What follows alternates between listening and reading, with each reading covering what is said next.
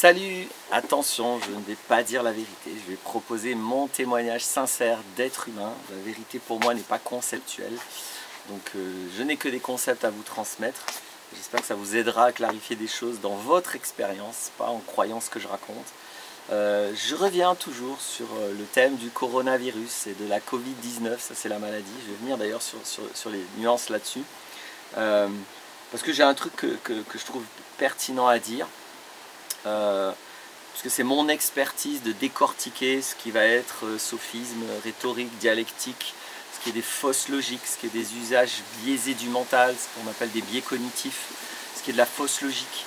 Donc ça c'est mon expertise, donc je ne suis pas biologiste, donc je ne vais pas me positionner sur les aspects biologiques du problème, mais je peux exprimer comment, pourquoi certains humains, même ceux qui ont des diplômes et qui se prétendent des médecins ou des professeurs ou des scientifiques, et ben des fois ils disent des grosses conneries, pas parce que ils sont forcément malhonnêtes, des fois oui, parce que des fois ils sont carrément payés par des labos derrière, mais des fois parce que ils n'utilisent pas leur mental correctement, c'est pas forcément leur expertise.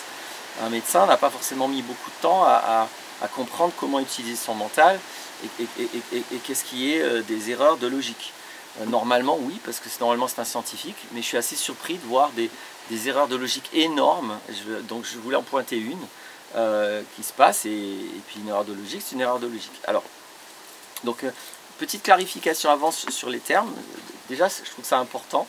Donc je disais, il y a un virus, donc on l'appelle le coronavirus, mais en fait, coronavirus c'est une famille de virus. Il y a plein de coronavirus, il n'y a pas un coronavirus. Le coronavirus, ça ne détermine pas trop, pas précisément, on va dire, ce qui se passe là maintenant. Ce qui se passe là maintenant, c'est pas une épidémie de coronavirus au sens général, c'est un coronavirus particulier, alors qu'on a nommé SARS-CoV-2, c'est ça le nom du virus. Ce coronavirus-là s'appelle comme ça, SARS-CoV-2. Donc le virus, c'est le SARS-CoV-2. C'est lui qui déclenche une épidémie là. Alors même lui, alors là je ne sais pas jusqu'où il y a de la rigueur, mais il peut muter, il peut y avoir diverses petites formes, mais bref. En tout cas, aujourd'hui, le concept qu'on utilise pour adresser ce virus qui crée une épidémie sur la planète s'appelle comme ça. Et puis il y a la Covid-19. La Covid-19, ça c'est la maladie. C'est deux choses différentes. De la même manière que il y a la maladie SIDA et il y a le virus HIV. Et d'ailleurs, il y a des gens qui contestent le lien entre les deux, il y a des gens qui ne contestent pas, mais ce sont deux choses différentes. Et après, il faut déterminer si l'un est la cause de l'autre. Mais la maladie est une chose, la cause de la maladie, c'est autre chose. Des fois, on a bon sur la cause, des fois, on n'a pas bon. Donc, c'est toujours très important, c'est une base logique, quand on veut parler de maladie, de distinguer les symptômes et la cause des symptômes. On ne peut pas être dans l'amalgame vis-à-vis de ça, sinon on ne comprend rien. Et déjà, cet amalgame, il est assez fréquent. Hein. Et puis d'ailleurs, beaucoup de gens parlent, et moi j'ai dû le faire aussi d'ailleurs, à un moment donné, le temps que je me précise sur les concepts, beaucoup de personnes parlent du virus Covid-19. Non, la Covid-19, c'est la maladie. Co, ça veut dire corona, Covid, vi, ça veut dire virus, D, c'est disease en anglais. Donc c'est la maladie du coronavirus 19 parce qu'elle est en 2019. Elle a apparu en 2019. Je ne sais plus si j'ai déjà dit ça, peut-être, mais c'est pas grave. Je voulais être précis sur ça. Bon, ceci étant posé sur le vocabulaire, la question c'est quelle est l'origine de ça? Quelle est l'origine donc du SARS-CoV-2 qui crée la Covid-19? Pour certaines personnes d'ailleurs, hein, justement. Il y a des personnes qui ont chopé le SARS-CoV-2, mais qui n'ont pas eu la Covid-19. Tout le monde n'est pas malade parce qu'il a le virus. Donc déjà, on sait, et particulièrement pour ce virus-là, qu'il ne produit pas toujours une maladie. Il y a des gens pour qui le SARS-CoV-2 ne produit pas de maladie. En tout cas, pas tel qu'on le comprend pour l'instant, on verra. Peut-être c'est une maladie plus insidieuse qu'on comprendra plus tard, je ne sais pas. Pour l'instant, ce qu'on appelle la Covid-19, et il y a déjà un énorme problème avec la Covid-19, il y a plein de médecins qui disent que c'est une maladie respiratoire, et il y a plein de médecins qui disent que pas du tout, c'est une maladie thromboembolique veineuse, c'est-à-dire que c'est une maladie cardiovasculaire. Alors déjà, on n'a pas encore déterminé, en tout cas moi j'en suis là. Alors évidemment, il y a toujours des gens qui disent mais si c'est déterminé, les autres ils disent pas vrai et c'est pas des vrais scientifiques. Ok. Moi en tout cas, au niveau argumentaire, aujourd'hui je ne sais pas déterminer précisément si la Covid-19 est une maladie respiratoire ou une maladie cardiovasculaire, qui peut-être attaque aussi le système immunitaire d'ailleurs, parce qu'il y a des morceaux de HIV dedans. Voilà, tout n'est pas déterminé. Donc la Covid-19 est très mal connue, mais très mal connue, c'est le bordel, et il n'y a pas d'informations claires là-dessus. Le SARS-CoV-2 est un peu plus connu. Mais il y a un problème avec le SARS-CoV-2, on ne connaît pas l'origine.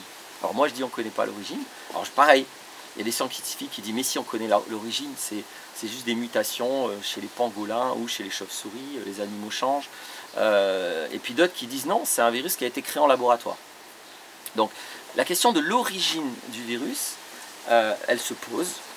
Première chose, quand on la pose, il y a toujours des abrutis. Alors je dis abruti, c'est pas une insulte, hein. Je l'utilise au sens du dictionnaire. Abruti, pour moi, ça veut dire influencé à ne plus être capable de penser.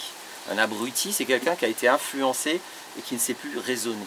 C'est ça un abruti. Donc il faut bien un mot pour dire ce que c'est. Il n'est pas très agréable le mot, mais il y a toujours un abruti qui vient, ou une abruti qui vient parler de complotisme, de conspirationnisme, etc.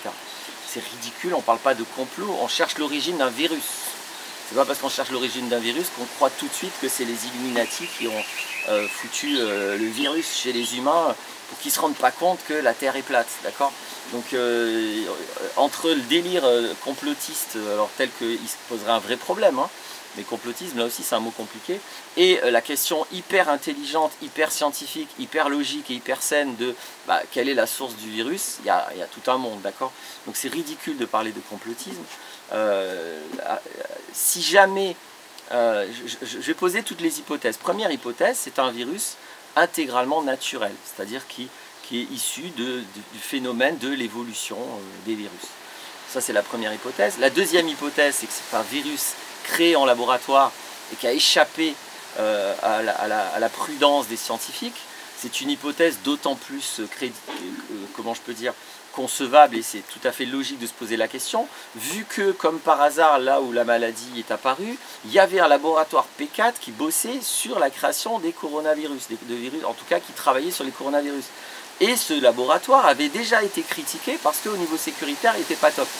Donc ça fait quand même beaucoup d'éléments qui ne prouvent rien, qui ne prouvent absolument rien, mais qui rendent plus que légitime la question, et plus que logique, et plus qu'intelligente la question. Et puis l'autre hypothèse, une troisième hypothèse, ça là on pourrait dire qu'elle est complotiste si on veut, mais bon, comme disait, comment il s'appelle, j'ai oublié son nom, c'est pas grave, comme il disait, il y a deux problèmes avec la théorie du complot. La première, c'est de voir des complots partout, et la deuxième, c'est d'en voir nulle part. Voilà, donc les complots, il y en a eu plein, on les connaît, c'est avéré, donc c'est tout à fait sain, intelligent, logique, naturel de considérer qu'il pourrait y avoir des complots. C'est tout à fait normal. Donc la troisième théorie, moi je dirais pas que c'est la troisième hypothèse que c'est un complot en soi, mais peut-être que ce virus a non seulement été créé et volontairement lâché. Alors après pourquoi, comment, je ne sais pas. Donc c'est les trois hypothèses tout à fait logiques qu'il est important de considérer, et pour les trois hypothèses, il y a largement des étayements pour considérer les choses. Donc les armes bactériologiques, c'est pas un truc de science-fiction, hein, que les armées du monde s'intéressent aux armes bactériologiques, et qu'il y a des instances qui cherchent à avoir des contrôles de masse. Ça aussi, c'est pas du tout des fantasmes, ce sont des faits absolus, avérés, les gens l'ont exprimé, etc., etc. Donc ça ne veut pas dire que c'est comme avec le laboratoire P4 à Wuhan, ça ne veut pas dire qu'on a prouvé les choses. C'est pas parce que il existe des raisons à une hypothèse que l'hypothèse est validée. Il existe aujourd'hui des raisons aux trois hypothèses. Et là où moi je voulais intervenir, c'est dire que du coup, c'est complètement de la non-science et du charlatanisme quand je vois des gens qui disent oui, scientifiquement, on a prouvé que ça n'est pas un virus artificiel. Alors pourquoi pas si c'était vrai. Alors, mais ça ne serait jamais dit comme ça si c'était scientifique. premier énorme biais épistémologique, je vais dire. C'est-à-dire que la base de la science, ça n'a jamais été de prouver que des choses n'existaient pas. Ça, c'est un truc religieux éventuellement. Mais la science, elle explique des phénomènes en conscience des limites de l'explication. Parce qu'il y a toujours des limites aux explications. Les explications absolues, ça n'existe pas. C'est la base de la science et de l'humilité scientifique, qui se critique et s'autocritique tout le temps et se contredit tout le temps. C'est le mode opératoire de la science, de se remettre en question et de tout remettre en question. Ce n'est pas du complotisme, c'est l'approche scientifique. Donc, considérer qu'on pourrait prouver que quelque chose n'existe pas, quand je vois des articles en disant oui, l'étude prouve que le virus n'est pas artificiel, déjà vous pouvez ranger l'étude, ou en tout cas l'interprétation de l'étude plus exactement, vous pouvez la ranger dans la case pseudoscience, charlatanisme. Non, la science va peut-être expliquer le phénomène de l'évolution du virus et toutes les branches génétiques qui conduisent à ce qu'on trouve dans ce virus. Donc expliquer qu'un virus a des origines naturelles, ça c'est le boulot de la science, et ça la science elle peut faire. Après, autre biais, la science n'est pas exclusive dans son raisonnement. C'est pas ça ou artificiel. C'est pas naturel ou artificiel. Donc ça c'est un deuxième biais cognitif, c'est une deuxième logique qui n'est une fausse logique, qui n'est pas de la science. C'est pas parce qu'on a prouvé que c'est naturel qu'on a prouvé que ça n'est pas artificiel. C'est pas l'un ou l'autre. Quand aujourd'hui des laboratoires créent des virus, ils le font avec des bases naturelles. On n'en est pas, enfin à ma connaissance, on n'en est pas au point de créer des virus avec des morceaux de fer et de cobalt. Non, on manipule en fait la nature. Quand on parle de créer des virus, il faut être honnête. On ne parle pas de machines. On parle de toute façon de virus naturels, mais qui ont été génétiquement. Donc, mais c'est naturel. Un blé OGM, il a des origines naturelles. Mais c'est quand même un blé qui a été créé en laboratoire. Donc quand on fait semblant de ne pas comprendre ça, on se fout de la gueule du monde. Donc c'est pas parce qu'on fait une étude qui démontre que les origines du virus sont naturelles qu'on a démontré quoi que ce soit d'autre. On a juste démontré que les origines du virus sont naturelles, oui. Et elles sont... De toute façon, c'était pas un scoop, ça, je veux dire, je vois pas trop l'intérêt de... Personne n'a imaginé que le coronavirus est une machine fabriquée avec par des scientifiques fous. Tout le monde sait que c'est un virus, c'est un truc naturel. Bon, la question elle n'est pas là. La question elle est, quand on dit artificiel, donc on utilise des manques de rigueur au niveau langagier pour essayer de démonter des hypothèses sans le faire, et de démonter des hypothèses de manière purement rhétorique. Donc bien sûr que le coronavirus est naturel, et il peut aussi avoir été créé en laboratoire. C'est pas où. Les deux ne sont pas incompatibles. Mais il peut être naturel et n'avoir jamais subi d'intervention humaine en laboratoire. C'est possible aussi. Mais toutes les études qui démontrent que le coronavirus a des origines naturelles, elles démontrent rien d'autre. Et quand on essaye de faire dire à ces études qu'elles prouvent que le virus n'a pas été créé en laboratoire, on est dans un sophisme. On est dans une manipulation. On est dans un biais cognitif. On est dans quelque chose qui n'est pas scientifique, qui n'est pas logique. On est dans quelque chose qui est malhonnête ou incompétent. Voilà, c'est factuel. Et j'ai expliqué comment et pourquoi. Il y a un troisième biais logique. Tout ça est basé sur un syllogisme. Le syllogisme, c'est une fausse logique. C'est-à-dire que en maths, ça peut être une vraie logique. Mais dans le réel, un syllogisme, ça ne marche pas. C'est-à-dire que le syllogisme, c'est le suivant. Je vais faire une métaphore avant, puis après je vais expliquer le syllogisme. C'est comme si, ça rejoint beaucoup ce que je viens de dire, hein, mais c'est quand même un troisième biais dans les faux raisonnements, en tout cas dans les interprétations des études. L'idée c'est, imaginons que moi hier j'ai fait un tableau. J'ai peint une toile avec de la peinture, avec des pigments naturels. Et donc il y a une étude qui regarde ce tableau et qui cherche à savoir si le tableau il est d'origine naturelle ou s'il a été créé par un humain. Et puis on étudie le coton de la toile, bon bah c'est naturel. les pigments de la peinture, c'est naturel. Le bois, c'est naturel. Le fer des clous, c'est naturel. Bon bah non, ça procède de l'évolution. Tous les éléments du tableau sont naturels. Donc c'est pas créé par un humain. Voilà un syllogisme. Le syllogisme, c'est dire un truc est naturel, un machin contient du truc, donc le machin est naturel. Ceci s'appelle un syllogisme. La conclusion, c'est de la fausse logique. C'est une manipulation, c'est une erreur. Non. Un truc est naturel, ok. Ce machin contient un truc, oui. Mais on ne peut pas dire que du coup, alors le machin est naturel. J'espère que vous êtes clair. Je vais changer peut-être machin truc, c'est peut-être pas clair. Encore une fois, je vais reprendre la métaphore. Oui, tous les éléments du tableau sont naturels. Non, pardon. Oui, tous les éléments du tableau sont naturels. Le tableau contient ces éléments, donc le tableau est naturel. Ça, c'est pas logique et on le comprend bien.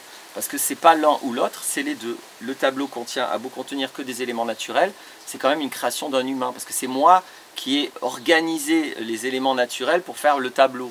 C'est pas le processus de l'évolution qui a créé le tableau dans un arbre. Donc on est exactement dans la même situation avec ce virus. C'est-à-dire que c'est très compliqué de déterminer s'il a été créé en laboratoire ou pas. Les scientifiques qui disent que ça a été créé, ça vous intéresse, je mettrai des études. Il y a plusieurs scientifiques, il n'y a pas que le professeur Montgolfier. Il y a plein d'autres études enfin plein. Il y a d'autres études. Moi, j'ai pas été exhaustif, mais là, dans ma tête, j'en ai au moins 4 quand même. Il y a au moins 4 études qui identifient que c'est hyper louche, qu'il y ait des morceaux de HIV et des gros morceaux, en tout cas des morceaux suffisants pour qu'on se pose la question d'une manipulation génétique. Il y a des morceaux de HIV dans le coronavirus. Donc ça ne veut pas dire qu'il a été créé en laboratoire, mais ça veut dire que la question est plus que légitime. En tout cas, il faudrait pouvoir expliquer scientifiquement d'où viennent ces morceaux de HIV. Il faudrait pouvoir l'expliquer scientifiquement. Aujourd'hui, ce n'est pas expliqué scientifiquement. La seule explication qui vient, c'est ça a été fait en laboratoire. Et il y a même une étude qui explique les outils d'insert, les outils génétiques pour faire ce que les scientifiques voient dans le génome du coronavirus. Après, moi je ne suis pas expert, je ne peux pas dire que ils ont bon ou ils ont tort. Mais bon, il y a plein de gens qui voient ça, qui expliquent ça, et malheureusement, il n'y a pas de réponse en face pour l'instant, moi j'en ai pas vu. Je vois que des réponses, encore une fois, rhétoriques, qui sont basées sur un syllogisme, qui sont basées sur un raisonnement exclusif au lieu d'être inclusif, et qui, à la base, j'ai oublié le premier truc, mais bon, vous allez écouter la vidéo. Je rassemble juste pas toutes mes billes là. Voilà ce que je voulais dire. Donc encore une fois, moi j'ai pas de conclusion. Je ne peux pas vous dire l'origine du SARS-CoV-2, je la connais pas. J'ai 3 hypothèses dans ma tête, et les 3 hypothèses sont tout à fait envisageables. Et scientifiquement, aujourd'hui, on n'a pas assez avancé pour poser les choses. Je mettrai d'ailleurs une vidéo d'une généticienne, je crois qu'elle est généticienne, en tout cas une scientifique mondialement réputée, qui a été directrice de recherche à l'INSERM. Voilà, donc c'est pas n'importe qui dit les choses un peu comme je l'ai dit là. C'est-à-dire, elle dit, bon, aujourd'hui, on ne peut pas déterminer si c'est artificiel ou naturel, mais on ne peut pas dire que c'est naturel, du coup, ça n'a pas de sens. Donc ça, c'est de la religion, c'est pas de la science. Voilà, je voulais juste remettre un petit peu les pendules à l'heure sur ce qui est scientifique et ce qui l'est pas. Aujourd'hui, il y a une énorme corruption de la science. Il y a vraiment Big Pharma, comme on dit, qui achète des scientifiques, qui a du contrôle, etc., etc., et qui fait dire n'importe quoi un peu à n'importe quel diplômé scientifique, quoi. Donc, enfin, pas n'importe lequel, mais ceux sur lesquels ils ont un pouvoir. Donc, là aussi, c'est un phénomène, on ne peut pas le nier, ça serait ridicule de faire comme si c'est pas comme ça. Donc, c'est comme ça, et ça ne veut pas dire que tout ce qu'on entend, c'est faux, et que c'est forcément Big Pharma derrière, mais c'est normal de se poser la question. Surtout que je vais en finir avec... j'ai déjà fait toute une vidéo sur les dérives de cette pseudo-science, pilotée par Big Pharma, et puis... cette pseudo-science a proposé le gouvernement Macron, la mafia Macron, avec la fameuse étude Discovery. Donc je vous invite à regarder où on en est avec cette étude qui était soi-disant la bonne méthodologie scientifique. elle devait répondre en 15 jours. Ça fait presque 2 mois, il y a 0 réponse. Pourquoi il n'y a pas de réponse? Parce qu'il y a eu une fake news sur Discovery, c'est-à-dire qu'on a dit que c'était une étude internationale. Ceci était une fake news. Discovery n'est pas une étude internationale, peut-être c'était le souhait de Macron que ça en soit une, mais au 30 avril en tout cas, je tiens ça de celui qui gère, hein, je vous donnerai l'article, c'est un article de Le Monde, c'est un truc très clair, c'est celui qui gère Discovery qui l'explique et qui s'en plaint. Donc le 30 avril, il n'y avait qu'un patient luxembourgeois. Sinon la France est toute seule, donc ça n'est pas une étude internationale. Ça c'était une fake news, c'est une étude franco-française dans les faits, avec un patient luxembourgeois, ce qui est ridicule, en tout il devait y avoir des milliers et des milliers de patients. Ensuite, même juste pour la France, il devait y avoir 800 patients pour pouvoir faire l'étude, donc dans les 15 jours. Hein. Enfin le 30 avril, pas aujourd'hui, le 30 avril, on en était à moins de 350. Donc on est très très très loin, donc vous allez attendre longtemps les résultats. En pleine épidémie, alors qu'il y a des gens qui meurent, on ne sait pas si on en est à 25 000, 35 000, 45 000 morts, entre ceux qui sont morts en EHPAD, ceux qui sont morts à la maison parce qu'on les a refusés en réanimation ou en hospitalisation. On ne sait pas combien il y a de morts, mais alors que plein de gens meurent, qu'il y a une urgence, l'étude, on est très très loin d'avoir un résultat. Donc, juste, je remémorise tout en quoi cette étude, oui, donc l'étude est un fiasco intégral, donc non, elle n'est pas internationale, non, ils n'ont pas rassemblé les gens. Deuxièmement, mais je l'avais un peu déjà dit, j'y reviens, elle était bidon de toute façon parce qu'elle testait les gens qui étaient dans un état grave, ce qui est ridicule. Quand on a une maladie, on cherche à traiter les gens pour qu'ils ne soient pas dans un état grave. On n'attend pas qu'ils soient dans un état grave pour les traiter. Donc à quoi ça sert de faire une étude pour savoir qu'est-ce qui marche quand on est dans un état grave? On sait très bien que la chloroquine ne marche pas quand c'est dans un état grave, en tout cas elle est moins efficace. Donc apparemment, le but, c'était de pouvoir invalider la chloroquine pour vendre le vaccin derrière. C'est ce qui me semble logique. Je n'ai pas trouvé d'autre hypothèse. Si vous en avez une autre, vous me dites. Mais l'étude, elle est bidon. Elle est bidon pour une deuxième raison, c'est qu'en plus, le traitement, donc, qui est celui que la plupart des médecins dans le monde font, Raoult ou pas Raoult, on s'en fout. Quand on s'informe, quand on regarde, dans le monde entier, la plupart des médecins, dans les plupart des pays, utilisent donc la chloroquine, plus des antibiotiques, plus parfois du zinc.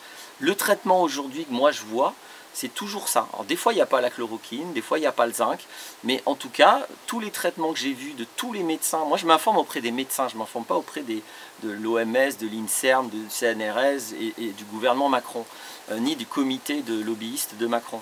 Je m'informe auprès des médecins dans le monde entier et je vois que tous les médecins, quand ils sont contents de leur traitement, ils parlent tous de ça. Ils parlent au moins d'antibiotiques, qui sont aussi des antiviraux. Souvent il y a la chloroquine et souvent il y a du zinc. C'est le traitement qui marche. Et ce traitement, attention, attention, bah, il n'est pas testé dans l'étude. Donc le seul traitement que la médecine connaît aujourd'hui n'est pas traité sérieusement. Hein, parce que vous imaginez la connerie du truc. Enfin la connerie, le cynisme et la monstruosité du truc en fait, hein, parce que c'est pas de l'incompétence. Le seul traitement que les médecins connaissent, en termes d'efficacité, après ils testent d'autres traitements hypothétiques qui n'ont jamais eu le moindre résultat, alors que quand même le traitement de Raoult, il a des résultats, même si on conteste la rigueur des études, n'empêche qu'au moins il y a des résultats. Les autres, rigueur ou pas rigueur, il n'y a pas de résultat. Donc ils ne testent même pas les traitements. Autre chose, ça je l'ai déjà dit, je vais finir avec ça, qui est absolument grave, c'est que pour moi, l'étude, elle est absolument non déontologique. Je soupçonne que c'est pour ça que les médecins et les autres pays n'ont pas voulu participer. Macron, il en demande déjà beaucoup au monde médical, mais ils n'ont peut-être pas quand même envie de devenir des criminels, les médecins là. Et là, on leur demande d'être des criminels, parce que l'étude implique un groupe témoin, donc un groupe de gens qui sont malades, qui risquent la mort, qui sont dans un état grave, et à qui on va donner du placebo, c'est-à-dire à qui on va donner aucun traitement, pour voir combien il y en a qui crèvent dans le lot. Normalement, je l'avais déjà dit, ça ne se faisait pas ça avant. Dans la science, on ne fait pas ça normalement. Hein. On ne fait pas des tests avec des cobayes humains qui risquent de mourir. Et on donne pas de. Et normalement, dans un état de droit, quand quelqu'un qui est malade, il a le droit d'avoir des traitements normalement dans un état de droit. Donc on est dans quelque chose de non déontologique et absolument criminel. C'est factuel, alors qu'on m'explique s'il y a quelque chose que je ne comprends pas bien dans l'histoire, mais c'est criminel de ne pas appliquer des traitements qu'on connaît à des gens qui risquent de mourir s'ils n'ont pas de traitement. Et sérieusement, l'étude a essayé d'organiser ça. Donc quelque part, c'est un petit peu rassurant que personne n'a suivi l'étude, c'est un fiasco intégral. Donc, je voulais quand même le dire parce que pendant longtemps, sur tout le mass média et tous les pays politiciens et plein de faux scientifiques et des vrais diplômés sont venus expliquer que Discovery c'était la méthodologie scientifique, que ça c'était sérieux, que ça c'était rigoureux, que ça c'était sécuritaire. Et le truc c'est une farce intégrale. On est dans le charlatanisme et dans la criminalité la plus flagrante. Donc là, la dérive est monstrueuse, c'est terrible. J'espère que vraiment il y a des esprits qui vont se réveiller parce que il y a même une médecin du parti de Macron là, qui s'est barrée, qui a dit non attendez, il ne faut pas déconner, là ça va trop loin. Donc même les membres de la secte Macron commencent à dire bon, il ne faut pas déconner quand même. Là c'est n'importe quoi. Ce qui est un peu grave, c'est que quand même, il y a eu pas mal d'universitaires, de scientifiques, il y en a eu quand même pas mal, des collabos de ce système, qui sont venus appuyer cette étude absolument, qui est une fake news, 2 qui n'est pas déontologique, 3 qui n'est pas scientifique. C'est pas ça la science, il faut être sérieux. À un moment donné, il va falloir quand même être capable d'identifier ce qui est de la science et ce qui est de la pseudo-science. Et la science, ça ne consiste pas à préparer un marché captif pour vendre des vaccins. À un moment donné, il faut quand même au moins distinguer la science et le commerce. Et là, on n'est plus capable de distinguer la science et le commerce. C'est pour ça que je voulais faire ces vidéos, je trouve que c'est très très important. On est vraiment dans la conscience de base, dans des distinctions de base, et la manipulation du mass média, elle fonctionne pas mal. Il y a plein de gens qui n'arrivent plus à voir ce qui, il y a 3 mois, était criminel, et qui maintenant essayent de passer pour de la science. Je veux faire l'alerte de ça en disant, bon, pitié, ouvrez les yeux là, parce que ça devient énorme. Vous entendez, même les oiseaux, ils le disent. Voilà, ça c'est de la manipulation, ne vous laissez pas avoir. L'oiseau, il n'a sûrement rien à foutre du coronavirus. À bientôt pour d'autres vidéos. Au revoir.